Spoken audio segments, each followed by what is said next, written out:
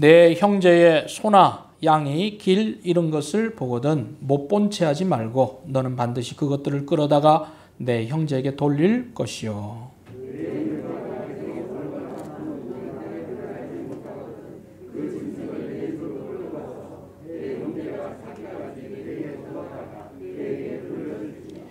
낙이라도 그리하고 의복이라도 그리하고 형제가 잃어버린 어떤 것이든지 내가 얻거든 다 그리하고 못 본 채 하지 말 것이며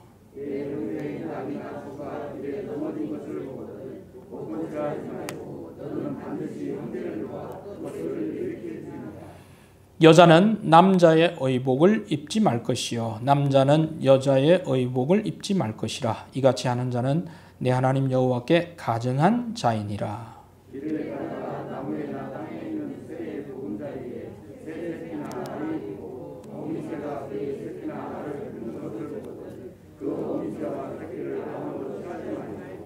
어미는 반드시 놓아 줄 것이요 새끼는 취하여도 되나니 그리하면 내가 복을 누리고 장수하리라.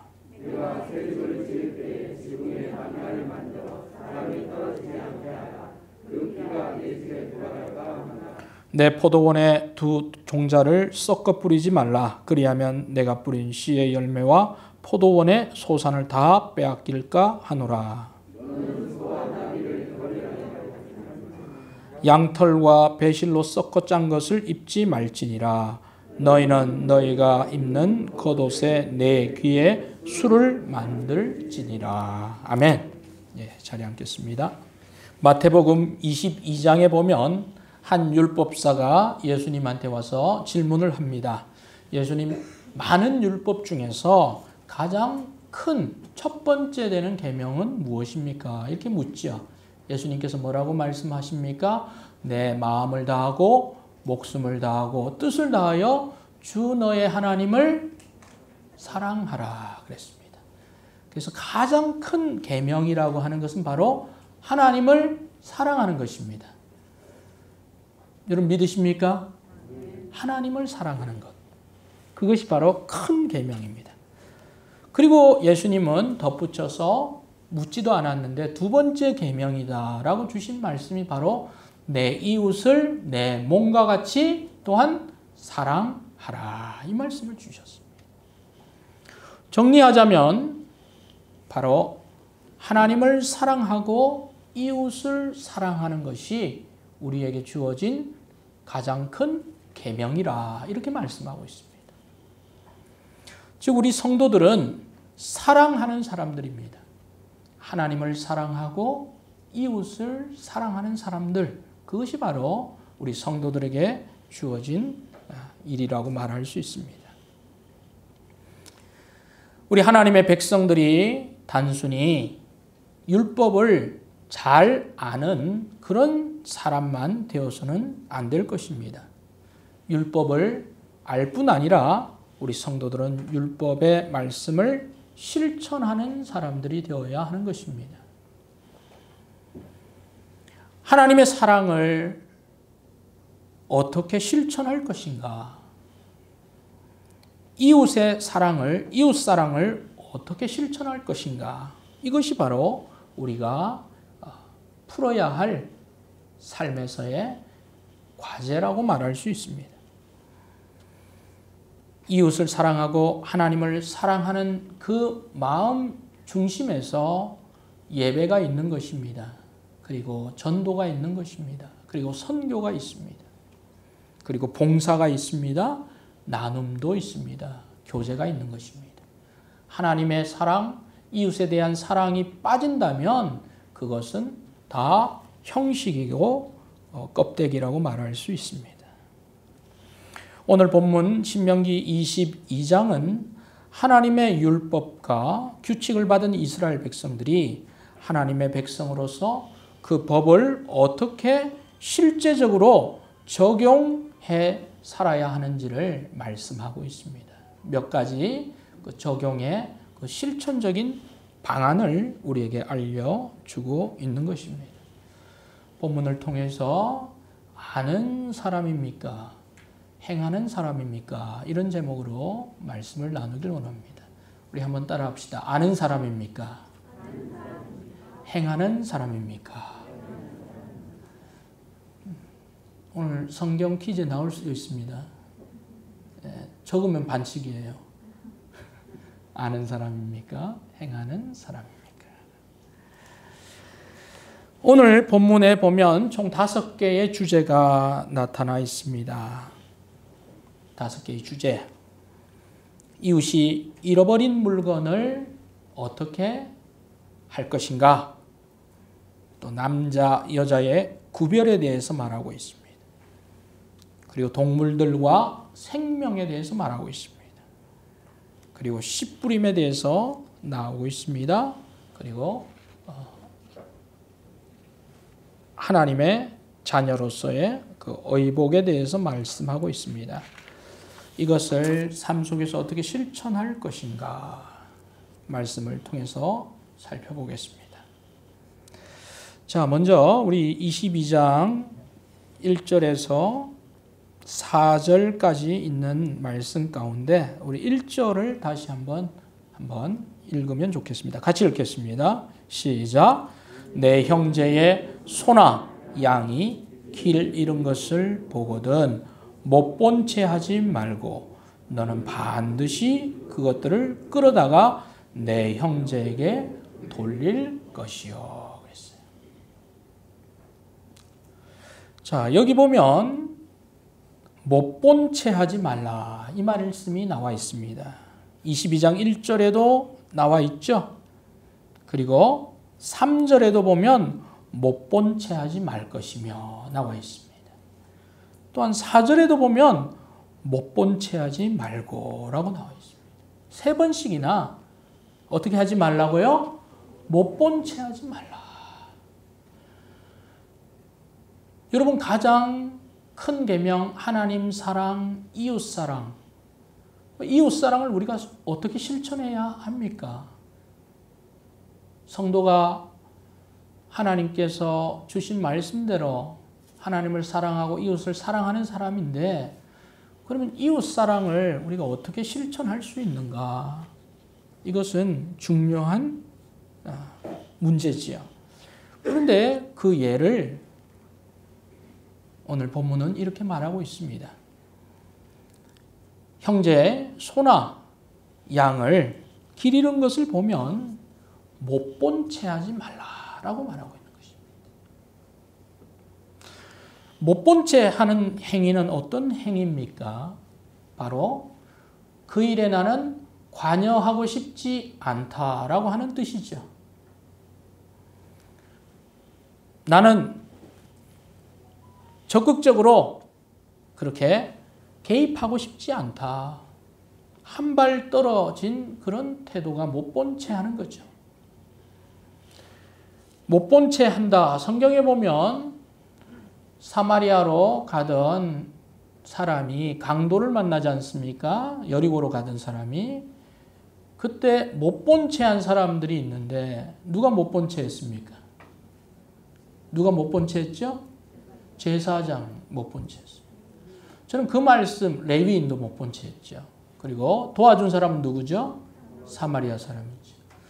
좀 그 말씀을 읽을 때마다 내가 그런 제사장이나 레위인은 되지 말아야 되겠다. 이런 생각을 많이 합니다. 못 본 채 하고. 그래서 방치하게 되죠. 성경은 우리에게 뭐라고 말하고 있습니까? 여기 보면 22장 1절에 너는 반드시 끌어다가 형제에게 돌리라. 반드시라는 말이 들어가 있어요. 또 4절에도 보면 내 형제의 낙이나 소가 길에 넘어진 것을 보거든 못 본 채 하지 말고 너는 반드시 형제를 도와 그것을 일으킬지니라. 여기서도 반드시라고 말하고 있어요. 반드시라는 것은 무엇입니까? 해도 되고 안 해도 되는 선택이 아니죠. 반드시는 반드시 해야 할 의무사항을 말하는 거예요. 너 반드시 문을 닫고 가라. 반드시 이것을 해라. 그렇게 이야기하는 것은 지켜도 되고 안 해도 되는 것이 아니고 의식을 가지고 특별하게 수행해야 될 것을 바로 우리가 반드시라고 말하는 거예요. 특별히 아는 이웃일 경우에는 그 사람의 소나 또는 가축을 저 집 소나 저 집 가축이기 때문에 우리가 못 본 채 하지 않고 안면이 있으니까 이렇게 챙길 수가 있어요. 그런데 잘 모르는 사람의 그 유실물에 대해서도 성경은 뭐라고 말씀하고 있습니까? 2절에 보면 내가 그를 알지 못할지라도 그랬습니다. 그를 알지 못하거든 그 짐승을 내 집으로 끌고 가서 내 형제가 찾기까지 그 다음에 돌려주라 그랬습니다. 짐승을 집으로 끌고 가면 짐승이 스스로 밥 해 먹잖아요. 그렇죠?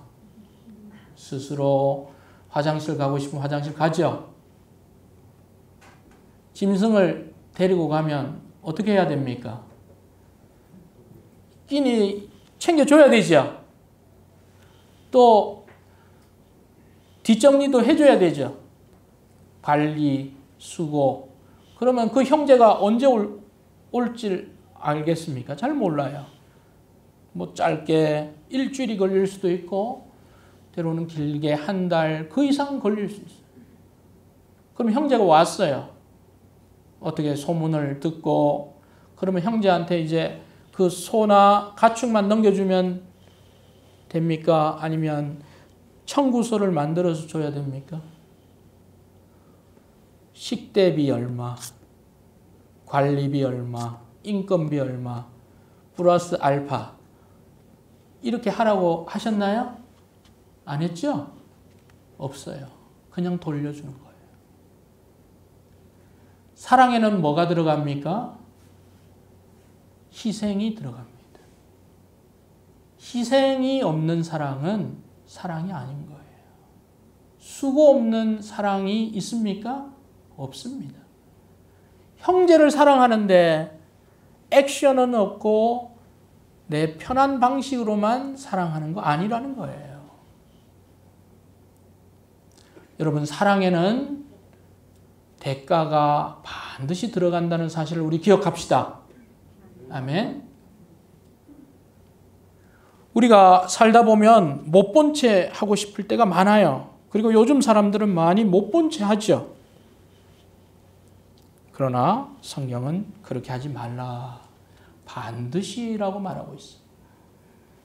4절도 보시면 낙이나 소가 넘어진 것을 보거든 못 본 채 하지 말고 반드시 형제를 도와서 그것을 일으켜 주라. 예식장 가는데 옷 깔끔하게 입었는데 도와주다가 어떻게 돼요? 흙이 묻고 지저분해. 그게 문제가 아니라는 거예요. 먼저 도와줘. 바쁜 일이 있는데 정말 급한 바쁜 일이면 어쩔 수 없죠. 그러나 우리는 늘 그런 마음, 돕는 마음을 가져야 돼요. 함께하는 마음을 돼요. 그리고 어떻게든 하려고 애를 써야 돼요. 못 본 채 하면 안 됩니다. 이것이 바로 이웃사랑의 실천이라는 거예요. 큰 차이를 가질 수 있습니다. 여러분, 최근에 올 한 해 잃어버린 거 있는지 한번 생각해 보세요. 여러분, 잃어버린 물건들 있을 거예요. 그런데 누가 그것을 열심을 다해서 여러분에게 찾아주고 연락해서 돌려주면 여러분 얼마나 감사해요. 너무 감사하죠.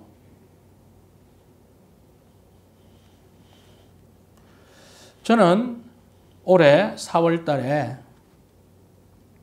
지하철을 탔다가 서울에서 휴대폰을 놓고 내린 것 같아요. 그런 눈빛으로 저를 바라보시는군요. 휴대폰은 손에 꼭 휴대하고 있어야 되는데, 아니면 주머니에라도 넣어야 되는데, 그때는 경황이 없었던 것 같아요. 예. 그래서 지하철을 타고 내려서 한참을 걸어간 뒤에야 휴대폰이 없다는 것을 알게 됐어요. 근데 휴대폰에 뭐 신용카드 이런 것도 다 꼽혀 있잖아요. 근데 제가 시간이 없어서 돌아갈 수도 없었어요. 그 장소에. 왜냐하면 그 앞에 또 약속 시간이 있어서 차를 타고 다른 곳으로 이동해야 되기 때문에 금요일인가 그랬습니다. 그래서 어떡하지 하다가 이제 아는 사람을 만나서 제 휴대폰으로 전화를 한 거예요. 그럼 누가 받을 거 아니에요. 그렇죠? 전화를 하니까 받더라고요. 그래서 너무 반갑잖아요. 그래도 전화를 받는다는 것은 뭔가 이제 할 말이 있으니까. 제가 휴대폰 그 분실한 사람인데 선생님 그것을 제가 좀 찾을 수 있도록 어디 좀 맡겨주실 수 있습니까? 이렇게 이야기를 했어요. 그러니까 지금 교회 가는데요 그러더라고요. 교인 만난 것처럼 반갑더라고요. 그래서 그래요, 저도 목사입니다.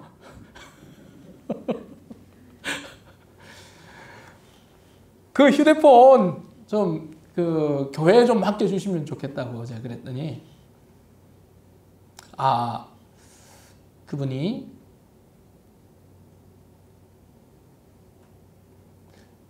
지금 뭐 그 정도까지 얘기하고 그 다음 통화를 못했어요.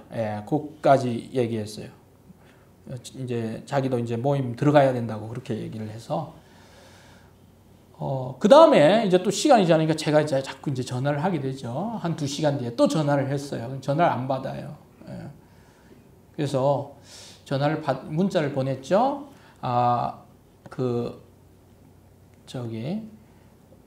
교회에 맡겨주시면 제가 찾으러 가겠습니다. 그렇게 했는데 답신이 안 오더라고요. 바쁘셨나 봐요. 그래서 그날 저녁에 이제 전화를 하니까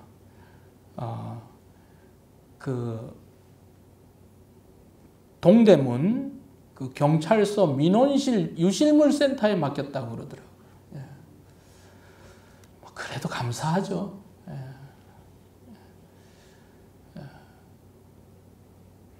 왜냐하면 어디 맡기겠어요. 자기 집에 가지고 있다가 뭐 제가 집으로 뭐 찾아가고 뭐 이러면 또 불편할 수도 있으니까 유실물센터에 맡겼어요.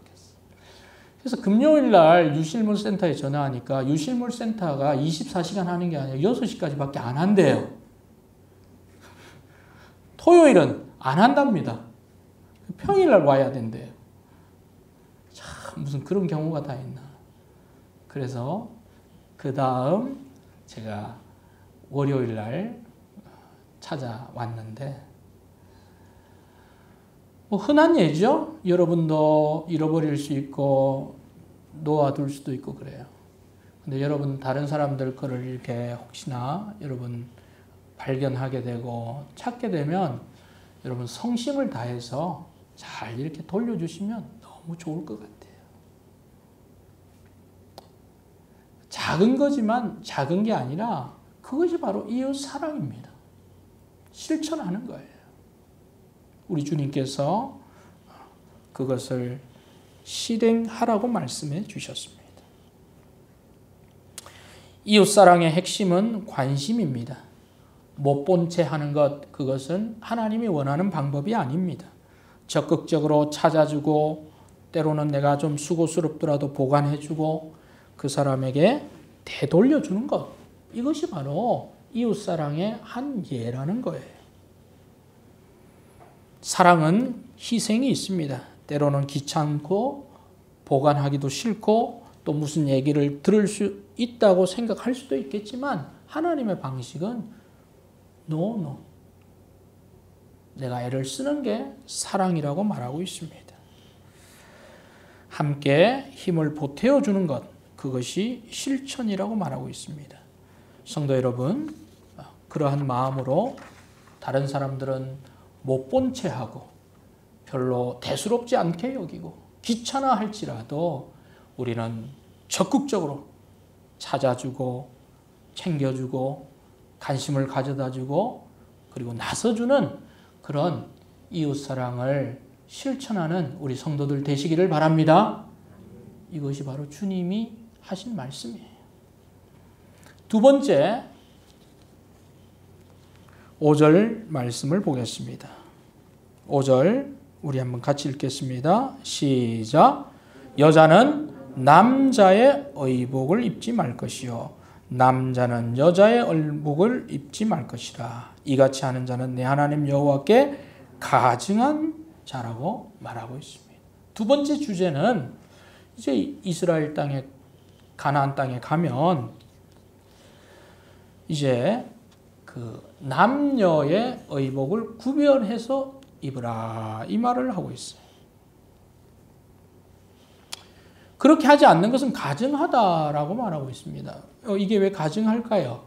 아마 이것은 당시에 그 가나안 땅에서 앞서 있던 족속들이 하던 그런 우상 숭배, 이방인들이 행하던 습관하고 관련되어 있을 수 있습니다.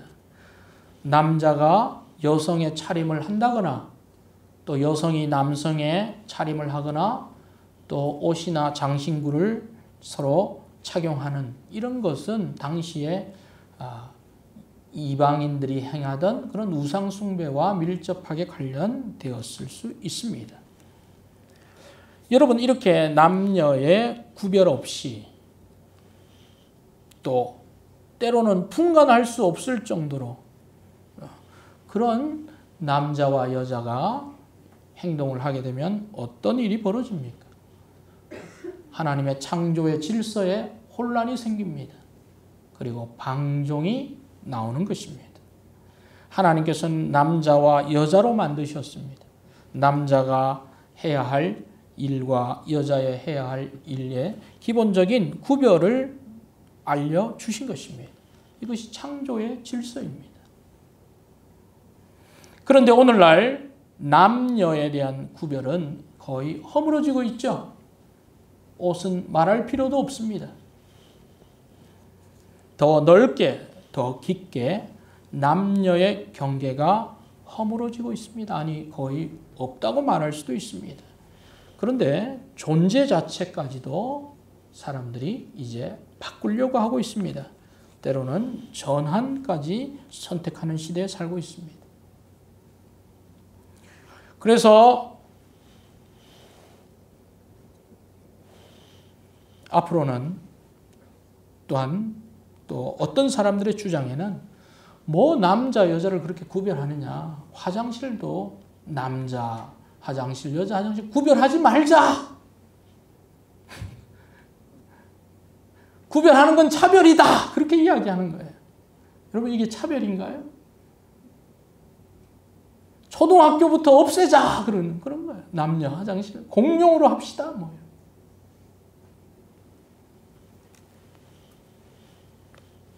성별도 없앱시다. 뭐 꼭 남자와 여자만 결혼해야 됩니까? 남자가 좋으면 남자하고 결혼하고 여자도 여자가 좀 여자하고 결혼. 그렇게도 합시다. 옷 바꿔 입지 말랬더니 뭐 옷 바꿔 입는 건 예사고. 얼마 전에 미국의 현재 대통령 누굽니까? 누구죠? 바이든 서명을 했는데 결혼 존중법이라고 하는 것에 서명을 했어요. 결혼 존중법이 뭐냐? 미국에는 50개 주가 있는데 36개 주에서는 지금 동성 결혼을 인정하고 있어요. 그러나 14개 주에서는 우리 주에서는 동성 결혼 인정 못한다. 불법이다. 그렇게 하고 있어요. 그런데 이 결혼 존중법은 36개 주, 아니 14개 주에 불법이라 할지라도 결혼하면 어느 주에든지 그것을 합법으로 인정하기로 한다라고 하는 그 법안에 서명을 했어요. 그래서 이제 미국은 동성혼이 거의 합법화, 인정화되는 그 단계에 와 있어요. 여러분 1996년도에는 미국 사람들에게 동성결혼에 대해서 어떻게 생각하십니까? 여론조사를 했더니 73%가 반대였어요. 그런데 2022년에는 29%만이 반대를 하고 있어요. 무슨 말씀인지 아시겠습니까? 10년 전에는 동성결혼 그거 안 되지. 70%가 반대를 했는데 이제 10년을 살고 나서 새로운 세대들이 등장하고 또 여론이 바뀌어져서 지금 뭐예요? 70%가 어떻게 되는 거예요? 찬성하는 거예요. 여러분, 우리나라는 어떻게 되겠어요? 뭐 물어볼 필요도 없는 얘기죠. 앞으로 그렇게 갈 겁니다. 그렇게 가자고 할 거예요. 아무리 목사님들이 1인 시위를 하고 국회 앞에서 이 법을 제정하면 안 된다고 시위를 한다 하더라도 여론의 방향, 대세, 다수의 흐름은 그렇게 가는 거예요.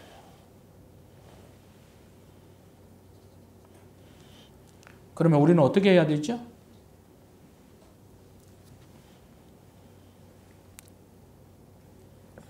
여러분은 어떻게 하실 예정이십니까? 여러분, 진리를 다수결로 결정하는 게 맞습니까? 다수의 사람들이 좋다 그러면 그게 비진리가 진리가 될 수 있습니까? 진리를 사람들의 비율에 따라서 퍼센트로 인정할 수 있습니까? 그렇게 결정할 수 있습니까? 아니죠. 아무리 소수라도 하나님이 말씀하신 그 진리를 지키는 사람들은 과거에도 있어 왔고 앞으로도 있을 것입니다. 다수가 되면 좋지만 다수가 아니라 할지라도, 비록 소수라 할지라도 우리는 하나님이 말씀하신 그 진리 그 편에 서야 할 줄로 믿습니다. 우리 교회는 그렇게 남아 있기를 원합니다. 그것이 바로 5절에서 남자의 의복을 여자에게 입히지 말고 여자의 의복을 남자에게 입히지 말라라고 하는 그 원리입니다.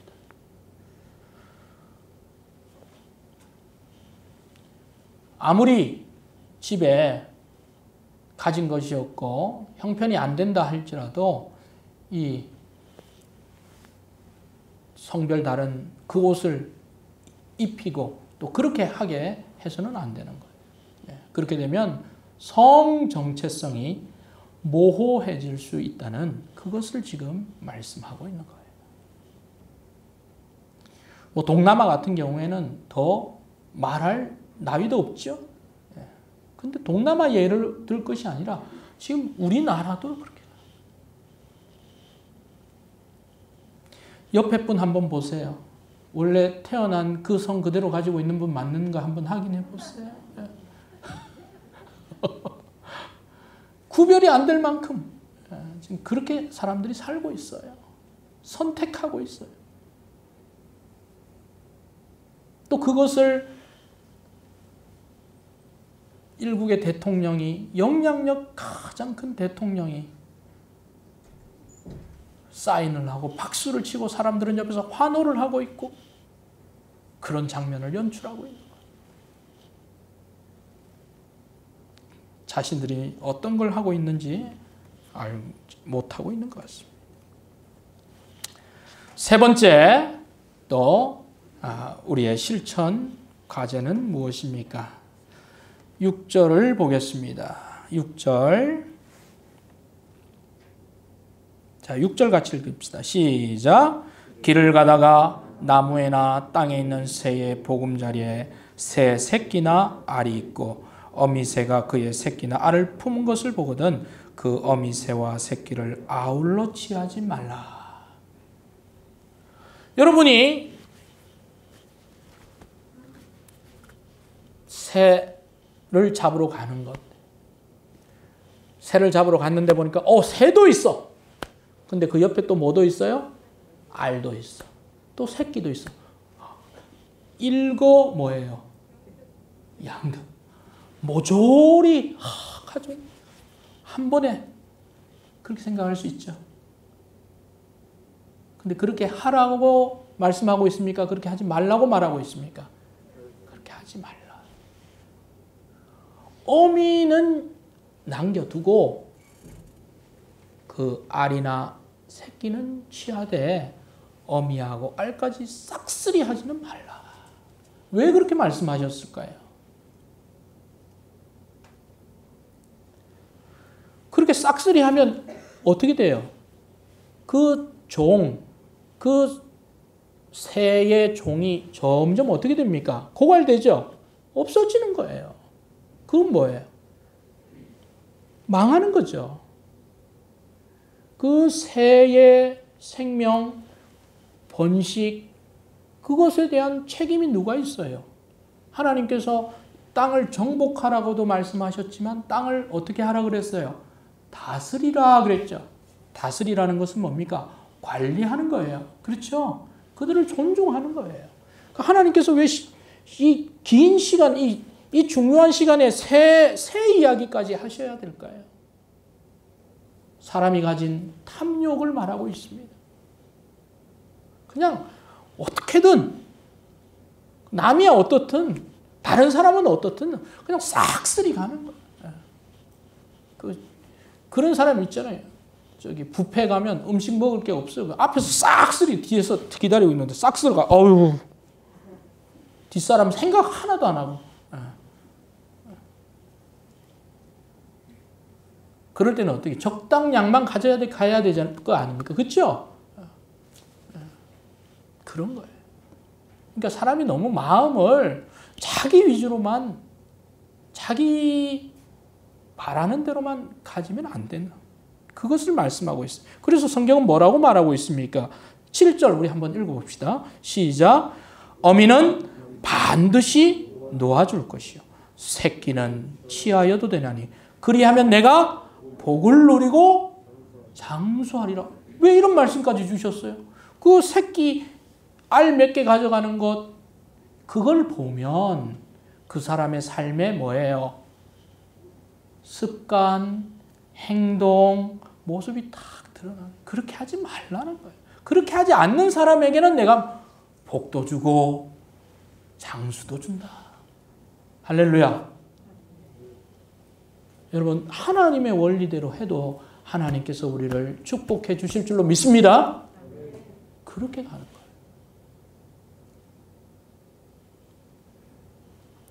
지금 그렇게 안 하고 가려고 하는 사람들이 뭐예요? 다 탐욕으로 걸리는 거예요. 다 욕심으로 걸려요. 제명대로 지금 살겠습니까? 못 살죠. 너무 잔인해서도 안 되고요. 악랄해서도 안 되고요. 자기의 것만 고집해서도 안 되는 거예요. 늘 역지사지. 다른 사람의 생각을 좀 읽어줄 줄 알고 좀 읽으려고 하고 저분은 왜 저렇게 얘기했을까? 왜 저렇게 말했을까? 이런 것을 우리가 늘 생각하면서 상대의 입장에서 그렇게 좀 받아주는 그런 것이 필요한 거죠. 이렇게 동물에 대해서 하나님께서 말씀하실 뿐 아니라 그 다음에 좀 더 확장해서 8절에는 이제 사람에 대해서도 말하고 있습니다. 8절 같이 읽읍시다. 시작. 내가 새 집을 지을 때에 지붕에 난간을 만들어 사람이 떨어지지 않게 하라. 이거 새 집입니다. 뉴입니다. 벌드가 아니에요. 새가 나와서 새가 아니에요. 새로운 집을 지을 때는 뭘 지으라 그랬어요? 난간을 지어라. 여러분 이스라엘의 그 집들의 구조를 보면 흙집이잖아요. 위에가 좀 평평해요. 그럼 지붕에 이렇게 계단을 만들었을 거예요. 그렇죠? 그럼 계단 위에 올라가면 평평해요. 거기서 부주의하다 보면 어떻게 할 수 있어요? 뚝 떨어지. 그러니까 그런 사고가 생기지 않도록 뭐까지 만들으라고요? 난간을 만들어. 이 말은 뭐예요? 불필요한 죽음이 생기지 않도록 방지하고 비용이 들더라도 그것을 너는 취하라는 얘기죠. 운전하고 가다 보면은 정말 위험한 길들이 있어요. 그런데 가드레일이 없는 곳이 꽤 있어요. 고속도로도 그렇고 일반 국도 중에도 있어요. 그런데 거기에 표지판은 크게 붙어 있어요. 사망사고 있었음. 그랬으면 거기에 뭘 해야 돼요? 가드레일을 만들어야 되잖아요. 신경을 안 쓰면은 또 그런 사고가 생길 수 있어요. 다른 사람의 부주의가 생명으로 잃어버릴 수 있는 그런 상황까지도 생기지 않도록 우리는 타인의 생명에 대해서 관심과 배려와 또 필요하면 비용을 지출해서 그것을 만들어야 할 것을 말하고 있어요. 그것이 바로 다른 동물에 대한 배려, 그리고 식물에 대한 배려이기도 하고, 식물도 물을 안 주면 죽잖아요. 추우면 얼잖아요. 너무 더우면 힘들잖아요. 마찬가지죠. 사람의 생명, 안전에 대해서 이것이 바로 좀 더 넓게 생각하고 또 하나님의 말씀과 원리를 우리는 어떻게 하든지 좀 실천하려고 애를 써야 하는 것입니다. 이웃을 사랑하는 방법의 면은 다양할 수 있겠죠. 예, 다양할 수 있습니다. 그러나 하나님께서 말씀하신 하나님 사랑, 이웃 사랑을 실천하는 면에서는 우리가 나름의 자기만의 어떤 그런 그 실천의 그 원리 또는 나는 이렇게 하겠다 그런 것들을 우리가 다 가지고 있어야만 하는 것입니다. 그것이 바로 이웃 사랑이라는 것입니다. 예, 시간이 돼서 제가 말씀을 마무리하겠습니다. 하나님의 자녀된 백성들이 살아가는 것을 보면 그냥 막 사는 게 아니죠. 물론 행동에서 크게 그렇지 않은 사람들하고 큰 차이가 나지 않을 수도 있어요. 그러나 큰 차이는 아니지만 하나님께서 그렇게 우리 말씀하신 것을 내가 좀 지키겠다라고 하면 이것은 작은 차이가 아니라 큰 결과를 만들어낼 수 있습니다.